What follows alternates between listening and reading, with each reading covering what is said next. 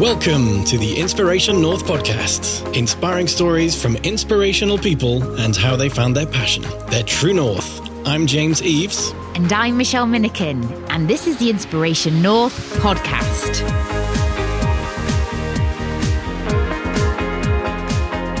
Today's episode, Being CEO Confident with Fiona Kearns. We talk about how we should all work at being good at public speaking, becoming self-employed during the pandemic, and what a hilarious DJ name would be. Fiona is a business psychologist who helps people get rid of self-doubt, own their skill set, and feel confident about playing huge in life and work. She is experienced in the IT/telecom industry and non-profit world.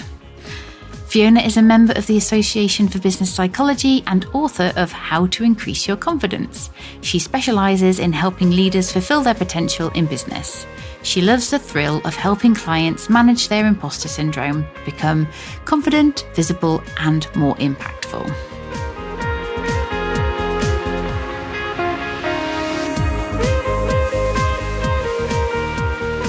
Fiona, thank you ever so much for joining us today. So lovely to have you on the podcast.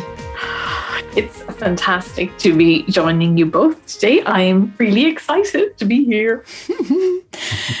Cool. So we're going to dive into the first question. When you were little, did you know what you wanted to be when you grew up? Yes. But I went through a bit of a journey with it. The first thing I remember wanting to be was a hairdresser, then an architect, then a history lecturer. So those were the three things I wanted to be. It would have been an interesting business in the end, I think. You could build impressive hairstyles Yep. and relate historical facts and stories to people at the same time. I think There you've you go. missed your calling, Fiona. Yeah, exactly. I could have designed kind of historical buildings, but in the modern style. Mm-hmm. And in terms of image, my hair and the hair of all my clients would be just perfect. So it's interesting that I've moved away from all of that. So what happened? Yeah, what happened? What was next then? Well, I'll tell you what happened. My dream almost came true with the hairdressing. When I was 14, the woman that I babysat for, since I was 13, bear in mind that was all perfectly normal at the time that I could mind young children, despite not being very old myself. Her business was, she was a hairdresser. And so I went in to help her. And they had these kind of like rubber caps that women who wanted highlights, you put the cap on and then you pulled it through, which was the equivalent of kind of a miniature crochet hook. Mm-hmm. And let's just say the customer experience wouldn't have been the best. So when you go to a hairdresser, you kind of like to go in, get your cup of coffee, kind of sit, relax. Hopefully the person doing your hair will give you a head massage, that kind of thing. Whereas this person felt like somebody was like pulling her hair out. So that really paid to my career in hairdressing. Yes, I can see how that could have been a bit of a problem. You don't have the gentle touch with other people's hair. Yeah, I'm really good at crocheting, I will say that. But no, if you want your highlights done with a rubber cap, I am not your woman. So when your dreams were dashed at the age of 14, what did your sad heart want to do next? I decided then that I wanted to be an architect. So I looked up all these cool things. So even though I didn't do art, I didn't do technical drawing or any of those other things at all, I liked the idea of it. And I thought, oh, yes, I'd like to do that. And that went on well for a while until reality dawned that I would need some of those subjects or skills or some kind of ability in that area, which I didn't have. So that image I had of myself kind of all dressed up with this kind of brown leather briefcase where I would hold my drawings. I mean, I really have that image in my head of Fiona. And I was running. I think maybe I was running to an important meeting. That image that I had in my head of myself, of the life I was going to have, yeah, it never came to pass. Oh. Okay. Then history professor, how did we pace that? Yes. So who knows, this could still happen. I loved history. I had the most amazing history teacher, Mr. Nolan, St. Leo's College, Convent of Mercy, Carlow, Ireland. He was an amazing history teacher. He was a bit of a rebel. He was definitely an outlier on the staff. I could just imagine my principal, Sister Kathleen, thinking that he was a bit of a handful, which would be a very kind way of describing him. I suspect he was one of those teachers that drank several nights a week, partied a lot, and didn't pay a lot of attention to, let's say, personal hygiene. He certainly wasn't in the metrosexual category, but he was immensely fun to have as a teacher, and he was really encouraging to me, and so I loved his classes and everything about that. So I thought, yeah, I want to be a history lecturer when I grow up, and that's what I went to study in college. So when I went to as it was then, University College Galway, now NUI Galway in the west of Ireland, one of the subjects I took was history. So I was still on track at that point to be a history lecturer. Mm-hmm. And then what happened? And then I discovered sociology. Really, that was the downfall, because my subject was sociology and political science. And oh my God, one of my lecturers in political science, he was like the worst lecturer ever. I used to read for the book, little segue there, but I love sociology. It was amazing. And I just thought, oh wow, there's like the study of like people now, not just people in the past.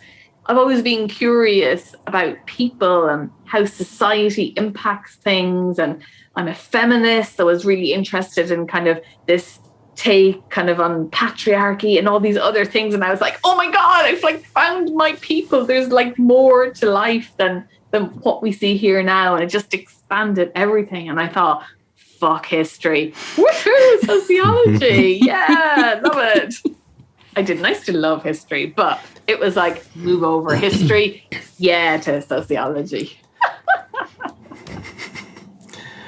I was to think, did you have a favourite period in history that you... That's not one of the quick fire questions, James. No, it's not. Did you like, was it like more about Henry VIII, or was it like Battle of Hastings, or...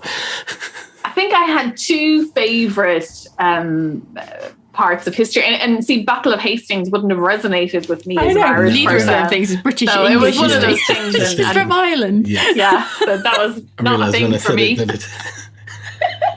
The two eras that I loved in particular were the early medieval period, kind of the 5th to 9th centuries. And I find this fascinating because, one, from the Irish perspectives, it was the kind of land of saints and scholars and all the monasteries in Ireland, and they went around and they had the books, and there was the European element of it as well. I thought that was amazing.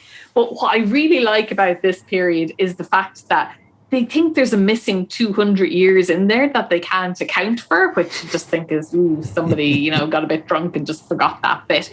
So I think that's hilarious that there potentially is 200 years missing that nobody really can account for. So that's one area I love because of the Irish connection, and it's European. And that was a time where the Irish were technologically advanced. It's a bit like Silicon Valley of monasteries, Ireland of that time. The other era I like the World War II era, because that was a time in modern times where women got the opportunity to go forward and do things. And you always have this at times of kind of revolution or crisis, opportunities come up for women, and they're often clawed back after that, which is such a shame. But even going back before that, I think back to, say, the time in Ireland around the 1916 Rising, which was kind of the Irish Revolution, if you like, in terms of separating from Britain and that whole period up to the 20s. You had a remarkable number of women who were leading the cause, no matter what your perspective on it, that were allowed to be leaders and facilitated to be leaders. And then later on, all those things were clawed back, and we went back into this very conservative society. And that for me seems such a shame. We kind of like encourage people, we let them, and then we want to make them small again. And I just detest all that. And I see the same in World War II. So many opportunities for women because the men were overseas fighting and losing their lives and coming back really badly injured, mentally and physically. And I think, it's such a shame that our society can't be more inclusive for everybody and recognize people and allow people to be who they want to be. And I mean, men and women, and there's so many things, everybody's looking at, things in a broader sense. And there's just too much us and them in society. We are ourselves, and it's so divisive. And I hate that. I think we should be allowed to be ourselves, and we shouldn't be limited by the color of our skin or our gender or our ability or any of those things. And I just find all those things so limiting and constraining, and actually just a real tragedy for us as a society, because we're not getting the benefit of those things. And yeah, I hate that. And that's what I personally rail against. I rail against kind of power imbalances in any form, which is what I view all these things to be. They're power imbalances where good people don't get the opportunities that they deserve. And then you end up with, leaders who have come to the fore, and they are demonstrating the very worst of, the kinds of traits that you would want in society. And just makes me think, oh my God, what have we come to? I sometimes feel that we're going backwards in some respects. But then I remember those things just serve to give clarity to what I believe are the majority who want to do good and be good and do the right thing and be open in all the right ways. But I think the media, and I mean social media and all these things, we should all be more mindful of what we're consuming. First, to know we are consuming it, because I think we assume that we're not consuming it. It's there and it's fact. But of course, we are consuming, and we're consuming something else that someone else has curated for us. And I always like the question of who says and why now? So why are they saying that, and why is it coming out now? And when you see celebrities often talking about the injustice of what's going in the media, there is an agenda there. I think perhaps there's always been an agenda of some form. It's not like a novel thing, but I think we have to be more cognizant now of what's going on, because there is media everywhere around us. We're all on our screens. I'm doing it as well. We're scrolling, we're doing all different things, but we're not as careful about the media we're consuming and the messages we're getting and giving with others as well. Ooh, that was a lot. I said some very interesting things there, even to me. Whoa, power imbalances. Yay. Oh, you and I can talk about power all day long, and we will. So we before I interrupted with a history question, we were talking about sociology. Sociology being the next great thing. Yes, sociology, yeah. But of course, the thing about sociology is that it's all about people and their impact and so on. And this was just a fascinating topic for me. If we're going back to my career trajectory, all that happened was I left uni. I was going to do a master's in women's studies, and one, I didn't really have the money to do it, and two, some people around me felt that wasn't really going to help me get a job, which women aren't important. Jeez. So I didn't do that, and I went and I got a job. I went to, I worked as a receptionist in a hotel. God, I was shit at that. I had to like type up menus but oh no, it was terrible. Like it's like, what is this? Sirloin what? It wasn't even that. It was like it had to be formatted on a page, and it was boring. Jesus, Fiona, this is just but I just did it badly. Anyway, I didn't stay long in that job. I left by choice, if you could believe that, and went and I got my first proper job, which was an admin job, customer service job, and in Dublin. And then I went to Dublin and stayed there for nearly 20 years. So I completely got out of the area of sociology. I follow the money. The money. Yeah. Show me the money. Cool. So were you adminning for 20 years or were you doing other things? No, absolutely not. And this is the bit where I say, if you don't follow your own plan, you're following somebody else's plan. No, my first job was amazing, brilliant company, superb place to work. The people were great. And so that was a really good experience. I was customer service there mainly. And I left there to go for kind of an admin, kind of sales support role in an office equipment company. It was the furniture department. And that was great crack. Oh, I mean, this whole era was of just party time. Living in Dublin as well. Yeah. It was like Grafton Street and all of that. It was great. I mean, I never had any money. Like it was just all partying. And my dad used to want to encourage me to come home to Carlow and live there and all of that. And I was not buying any of that. It's like, oh my God. Done all those one, I can make a holy show of myself in Dublin. Nobody knows the next day. Okay, I probably have the bruises from falling over and all of that. But, I don't have to meet anybody going, oh God. What did I say to that one? Yeah. Yeah, exactly. And of course, I had colleagues that was like, oh God. But usually they were going, oh God as well. So it was a lot of fun. So I did that. And so from there, I moved. What did I do from there? Oh, yes. So after that, I'd been volunteering with the ISPCC, the Irish Society of Prevention of Cruelty to Children, with the LANV service. LANV means children. And that was a service that helped Traveller and Roma families and children. And I did that as a volunteer. And then I went to work for them because I got the calling to go work for them. But I hated it. My boss she was shit. And she would just try railroad you into stuff. She would never support you. She was always she wasn't trying to shaft you, but she just, yeah.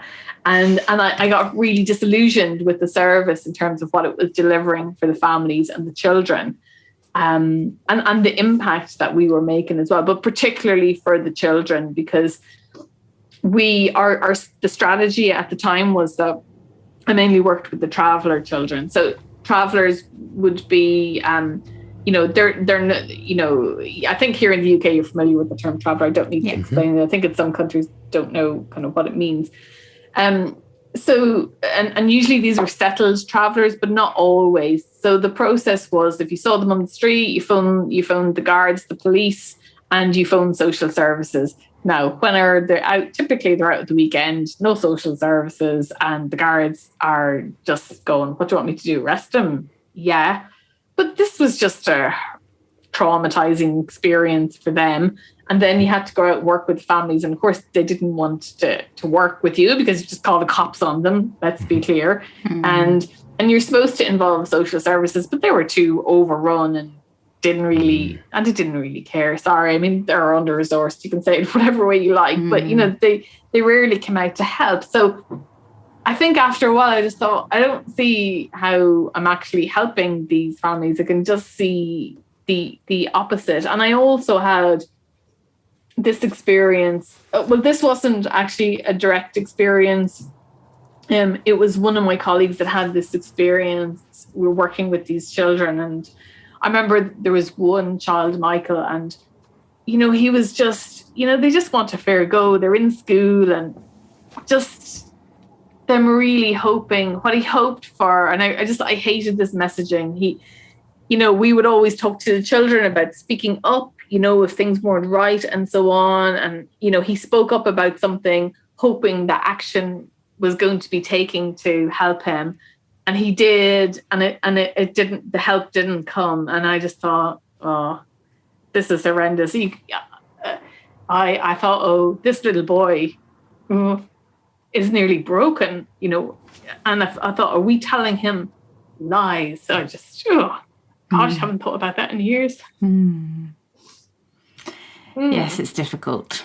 Yeah. Sometimes when you're working within a system, you just see the system not being fair. Yeah. There's definitely that. And then, of course, there was another time where I got ran out of a halting site in inner city Dublin.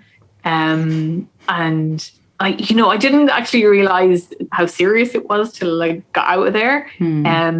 But it was kind of a case of you kind of need to get out of here fast before the men arrive home. They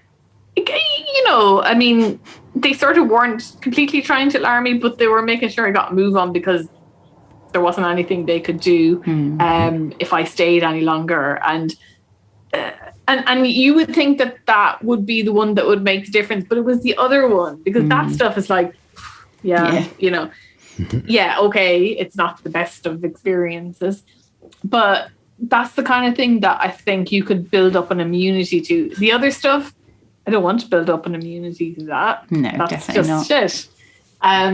So I left there. I forgot about that. That's so long ago.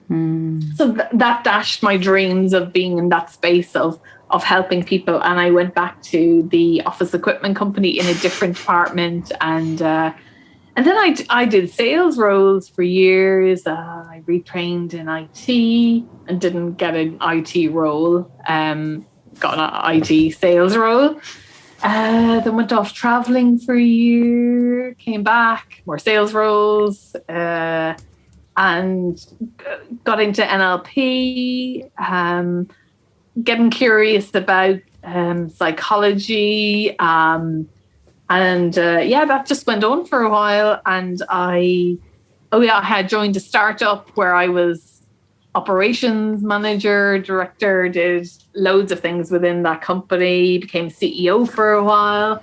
Loads of those things. Found psychology, occupational psychology, business psychology, and thought, holy moly, this is the way that I can help people. I can bring all this curiosity, the sociology, the caring about people, the helping to make a difference, truly make a difference to people in a way that I think people have an appetite for and I can impact. And that was a quick whistle stop right up to today. So you have, when did you go 100% self-employed? In February of 2021. Not long at all. In the middle of a global pandemic, moving house. Yes. Mother of lots of, seems like thousands of children. Yes. It is just 3, but yes, some days it feels like thousands for me also. So, how's that transition from employee to, it's now I have to do this myself? How's that been?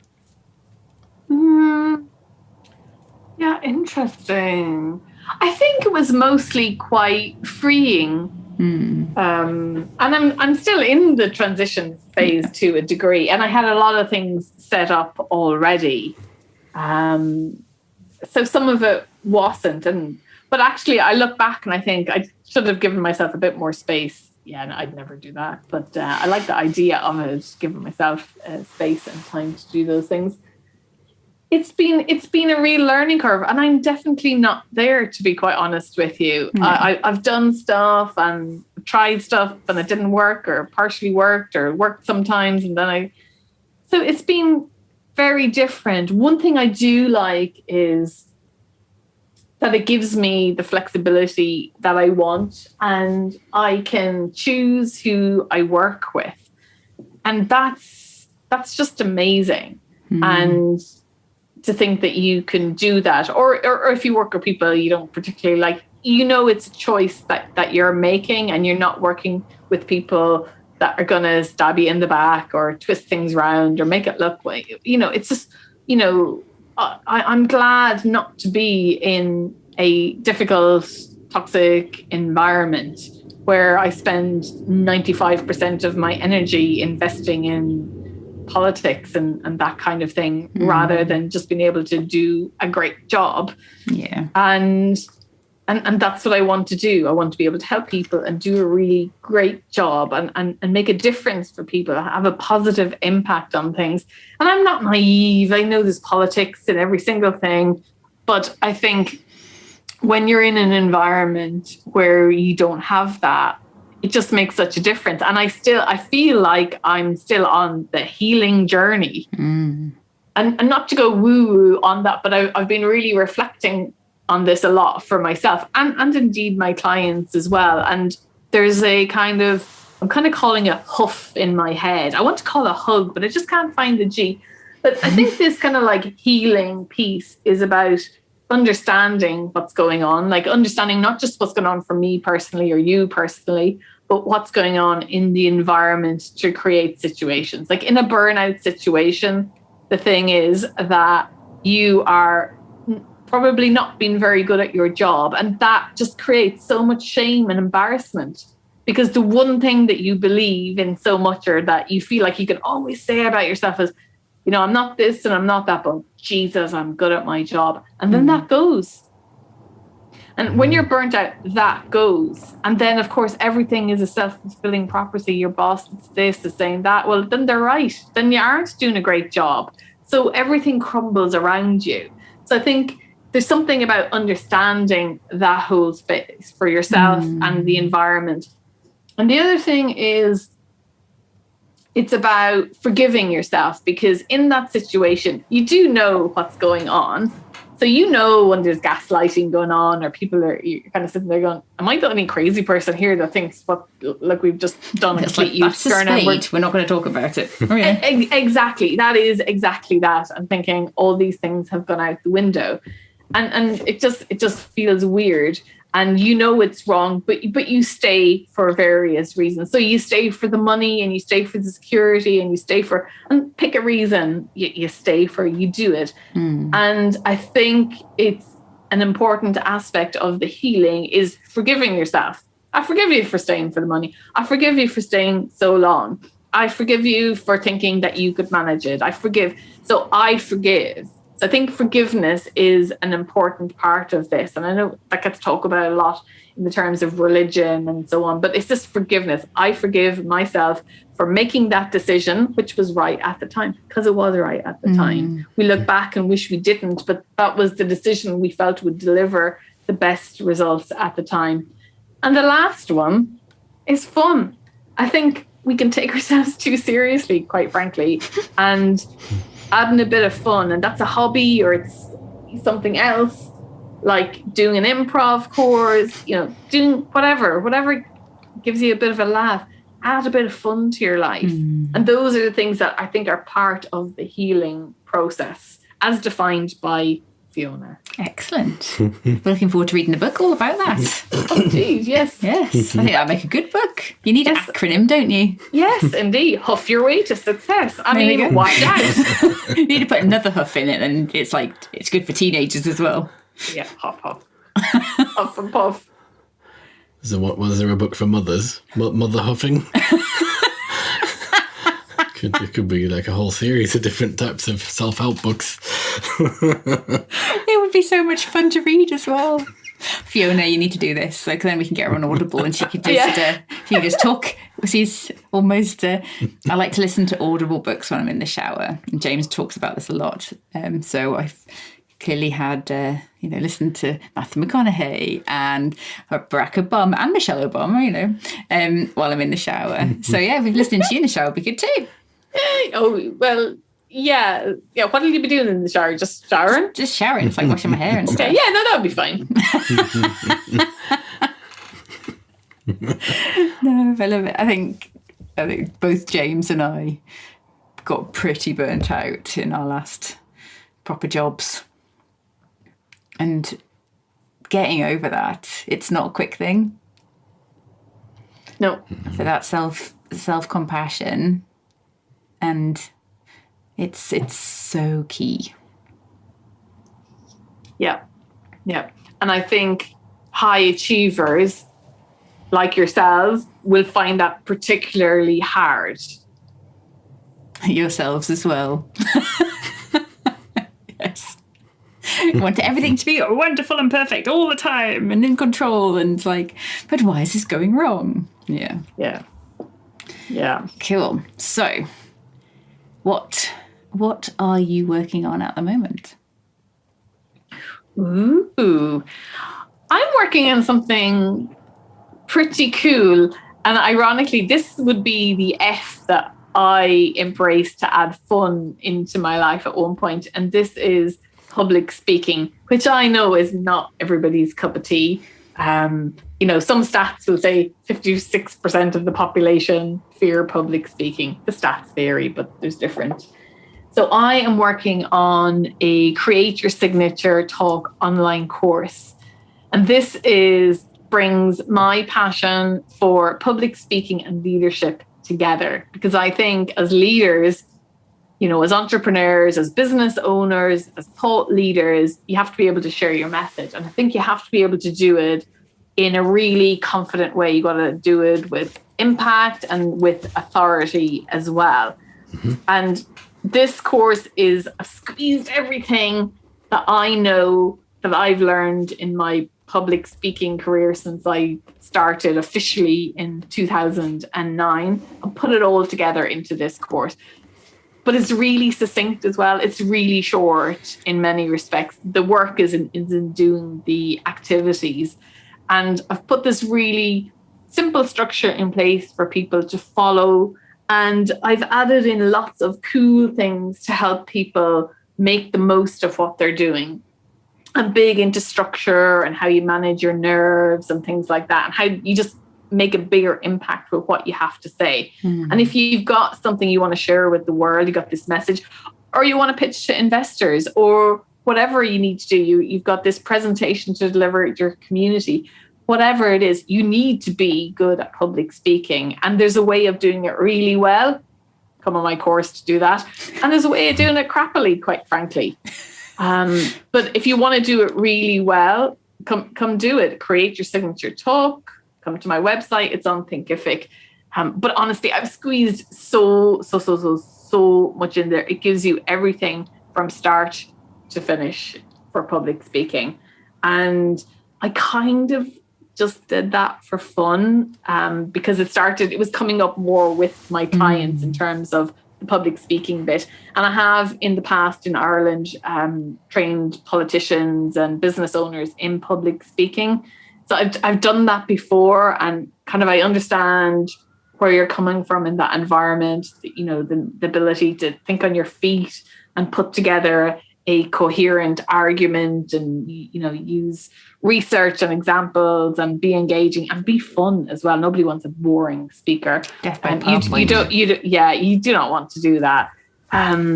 So that's what I've been doing. And that's kind of been a bit of fun, but it's been a bit of a stretch in other ways. The mechanics of putting it together have been less fun. So that's what I'm doing at the moment. It's exciting though. And I'm sure you've got plans for world domination after that. Naturally. Of course, my big dream is that I just go around the world and speak on stages to people. My dream is Las Vegas, 3,000 people. I am speaking to people about how they can make their lives better.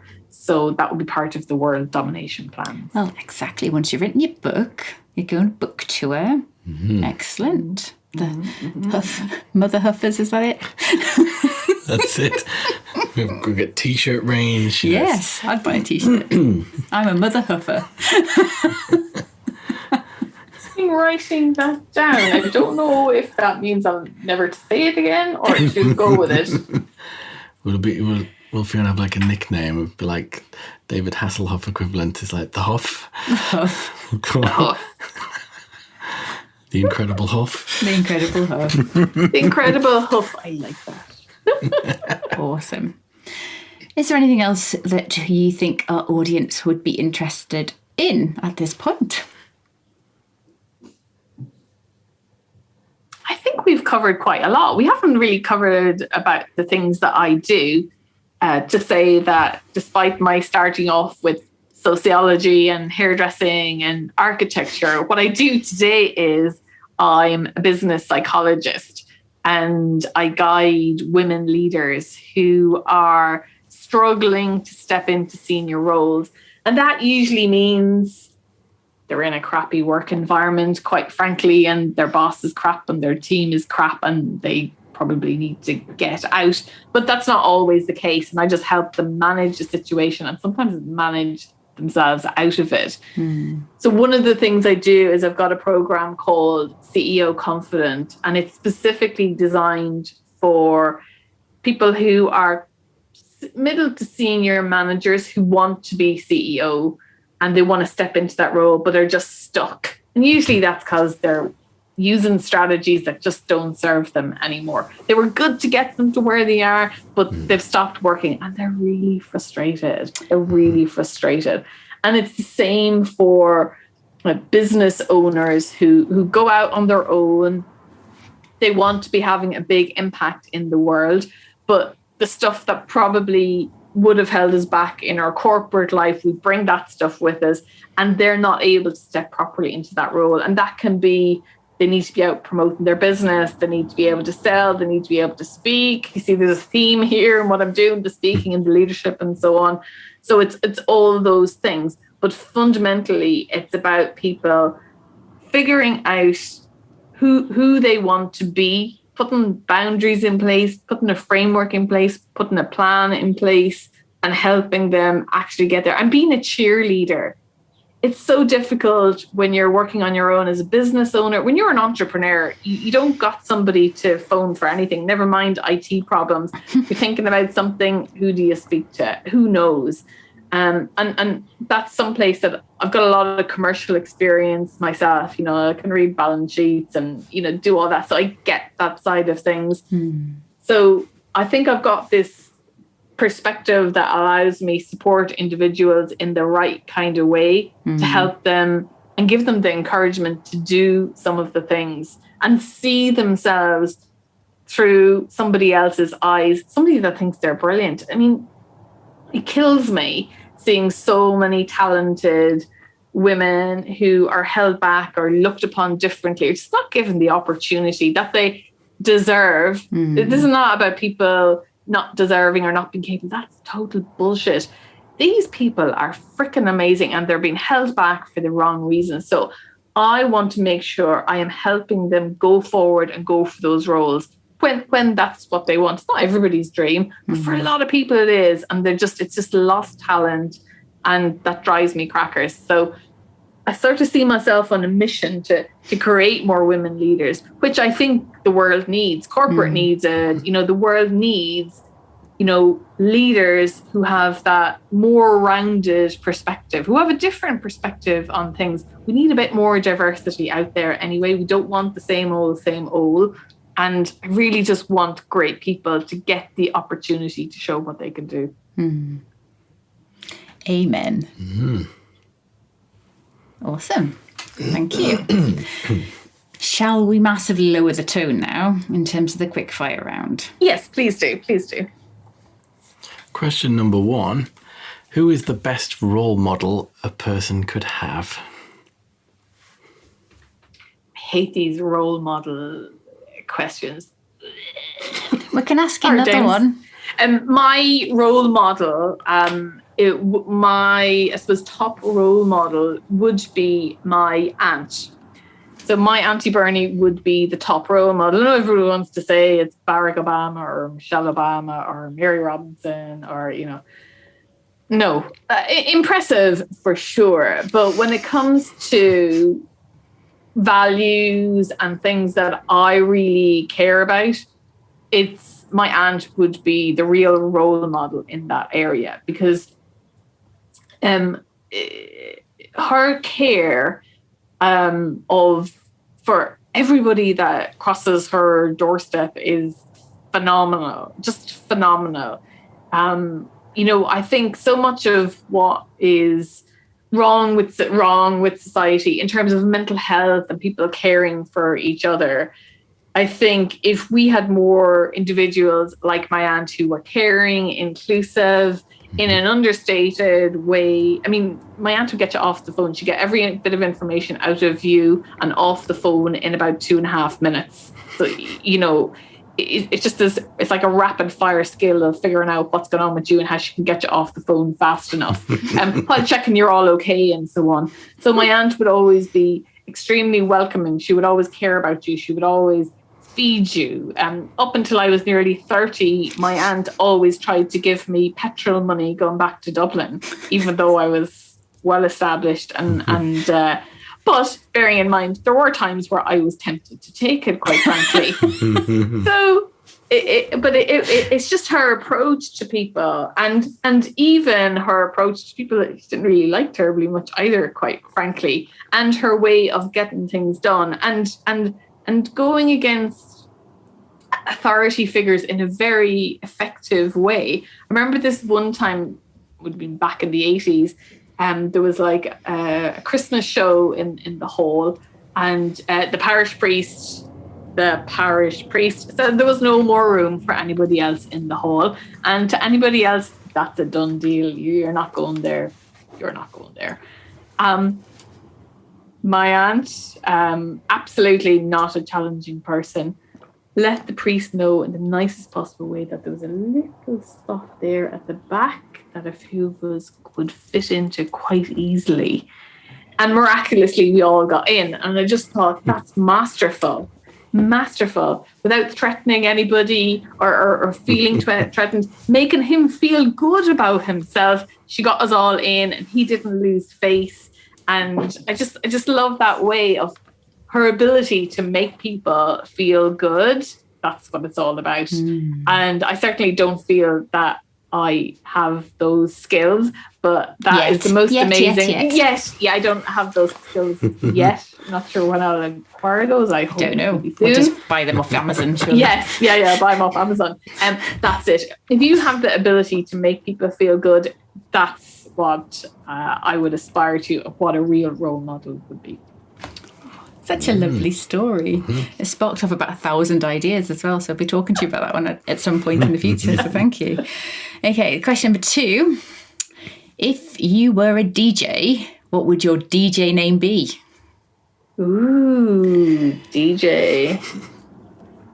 I don't know. I'd be like DJ Big Boobs or something like that.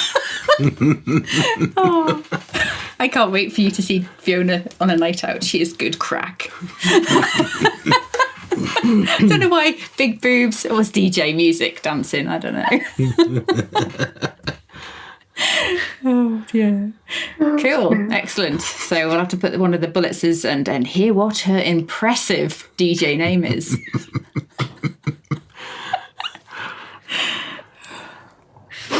And question number 3. Which language do you like the sound of, even if you don't speak it?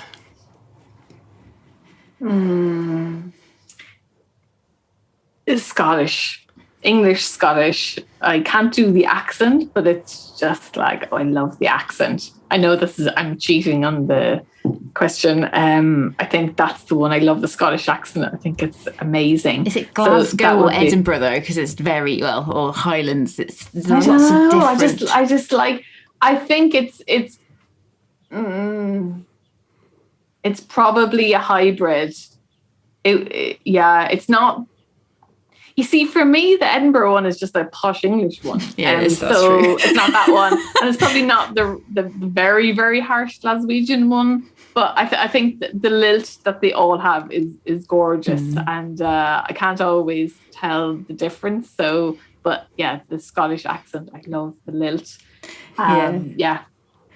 My best friend lives in Scotland, and her 2 daughters, their accents are just brilliant. It's just so cute. It's like we just have to FaceTime just to hear them talking. So So yeah, they're hopefully coming as long as we're allowed to camp in the garden at the end of next month. So fingers crossed. That would be nice. That would be nice. I love Scotland. Cool. So if we had to take you back to 18-year-old Fiona and you could sit with a nice cup of Earl Grey tea, because clearly that was her tipple of choice at that point, what advice would you give to you? I would tell Fiona to stay the course and do what you want. And get organised with your money, girlfriend. But to be honest, it would not matter a jot what I said to that Fiona at 18, because she would scoff at the current version of Fiona. 18-year-old version of Fiona, drank pints of Guinness and wore Doc Marten boots and thought having a handbag was about the worst thing in the world, and probably didn't really drink tea that much at that time either. It's alcohol. So she wouldn't listen to what this Fiona have to say. She would view me currently as a big sellout and disappointment. So she's not going to listen to that. But yeah, maybe I'd tell her anyway, but just give her a big cuddle. I probably wouldn't want that either. She's a bit obstreperous, that one. Okay. I love it. So for our listeners, if you'd like to follow Fiona, check out the offering about public speaking, CEO Confident, etc., etc., best place to go is to the website, kearnsconsultancy.com, and all the other links will be in the show notes. So thank you so much for joining us today, Fiona. Thank you. Oh my goodness, that's been so much fun. Yay, thank you. So yes, get on as many podcasts as you want now because you're a natural.